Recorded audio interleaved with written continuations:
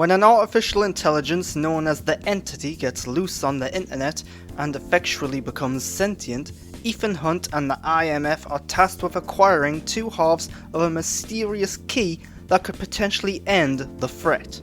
However, other forces are aware of the Entity and are all racing and battling to gain control of the technology. Mission Impossible Dead Reckoning Part 1 is yet another good, action-packed, thrilling addition to the ongoing franchise.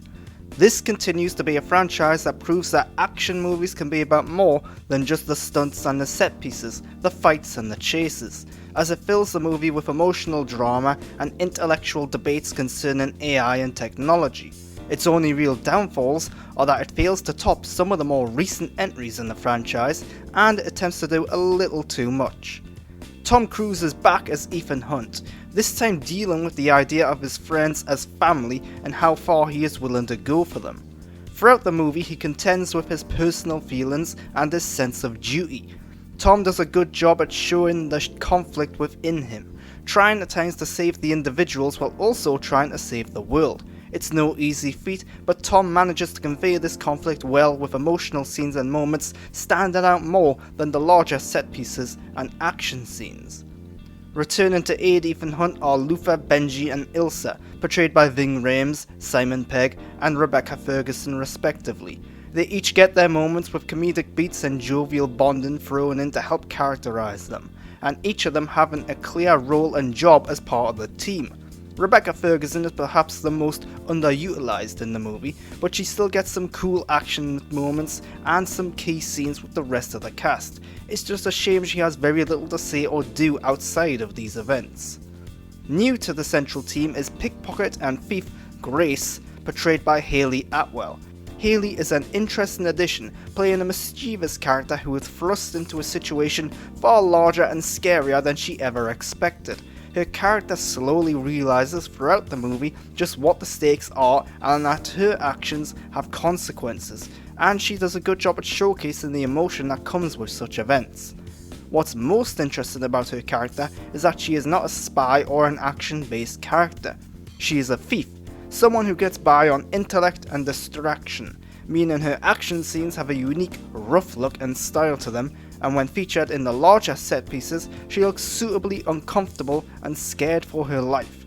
This is a good way of mixing things up a bit and adding some tension to the scenes, while also focusing in on and emphasizing character development within the larger action moments.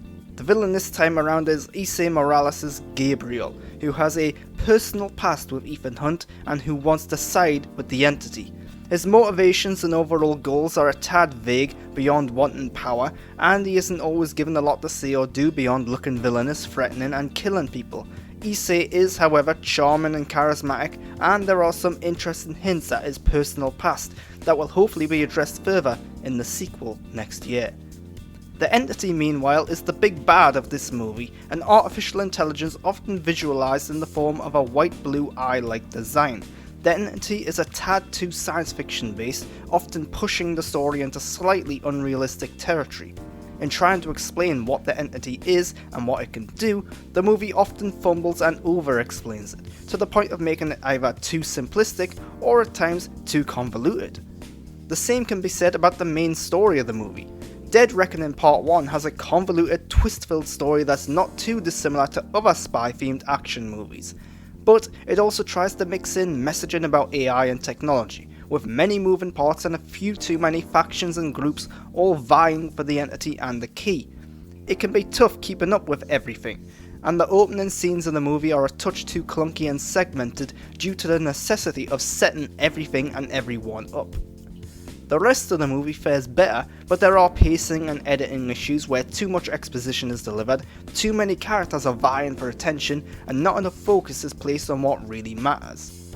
The action scenes and the set pieces are good once again. The highlight is a train set sequence that's very reminiscent to the end sequence of the first Mission Impossible movie, and a clear copy of the iconic train sequence in the video game Uncharted 2 Among Thieves.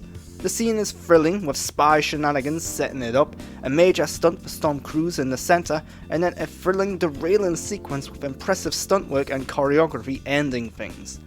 While this action scene and the many others in the movie fail to reach the heights of recent Mission Impossible movies, they are still very good and very entertaining. Enough so that this is one of the best action movies of the year, which says a lot about the caliber and quality of those recent Mission Impossible movies and their action scenes. Christopher McQuarrie returns as the director and co-writer of this movie. A further rewrite may have tightened up and focused the script a little more, aiding in some of the exposition heavy moments and addressing some of the pacing issues. But as director, he continues to be a very good one, relying on practical effects and sets while never losing focus of the characters and emotions underlying every scene and moment. Mission Impossible Dead Reckoning Part 1 is another good spy-themed action movie in the ongoing franchise. While it is the worst of the recent movies, it is still good, which says a lot about the quality of those prior movies. The movie stumbles a bit when it comes to setting up the story and the many characters within it, but the core cast are great. The messaging about AI and technology is poignant and relevant, if a little convoluted. The comedic beats work well and the action scenes are fun and thrilling throughout.